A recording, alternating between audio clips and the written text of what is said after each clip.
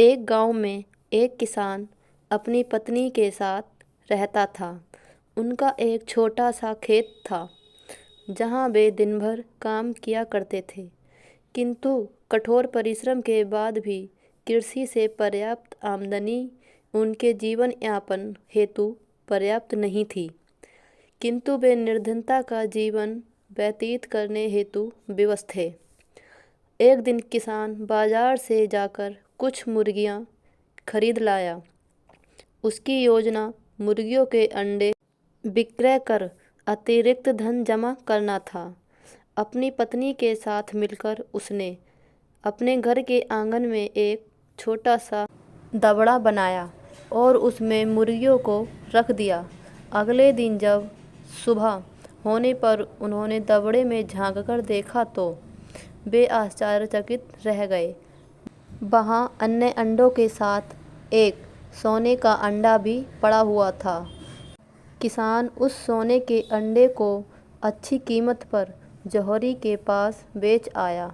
अगले दिन फिर उन्होंने दबड़े में सोने का अंडा पाया। किसान और उसकी पत्नी समझ गए कि उनके द्वारा पाली जा रही मुर्गियों में से एक मुर्गी अद्भुत है, वह सोने का अंडा देती है।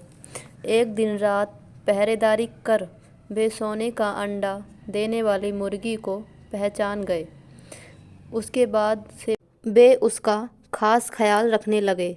उस मुर्गी से उन्हें रोज सोने का अंडा मिलने लगा। उन अंडों को बेचकर किसान कुछ ही महीनों में धनवान हो गया। किसान अपने जीवन से संतुष्ट था, किंतु उसकी पत्नी लोभी प्रवृत्ति की थी। एक दिन वह किसान से बोली, आखिर कब तक हम रोज एक ही सोने का अंडा प्राप्त करते रहेंगे?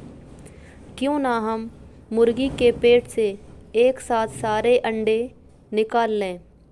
इस तरह हम उन्हें बेचकर एक बार में इतने धनवान हो जाएंगे कि हमारी 7 पुश्तें आराम से जीवन व्यतीत करेंगी।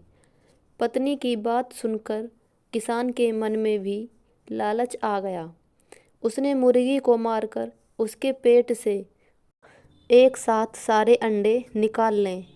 इस तरह हम उन्हें बेचकर एक बार में इतने धनवान हो जाएंगे कि हमारी 7 पुश्तें आराम से जीवन व्यतीत करेंगी। पत्नी की बात सुनकर किसान के मन में भी लालच आ गया। उसने मुर्गी को मारकर उसके पेट से एक साथ सारे अंडे निकाल लेने का मन बना लिया। वह बाजार गया और वहाँ से एक बड़ा चाकू खरीद लाया। फिर रात में अपनी पत्नी के साथ वह मुर्गियों के दड़बे में गया और सोने का अंडा देने वाली मुर्गी को पकड़कर उसका पेट चीर दिया। किंतु मुर्गी भीतर से सामान्य मुर्गियों की तरह ही थी। उसके पेट में सोने के अंडे नहीं थे। किसान और उसकी पत्नी अपनी गलती पर पछताने लगे। अधिक सोने के अंडों के लालच में आकर उन्हें रोज मिलने वाले एक सोने के अंडे से भी हाथ धो बैठे। इसीलिए कहते हैं कि लालच बुरी बला है।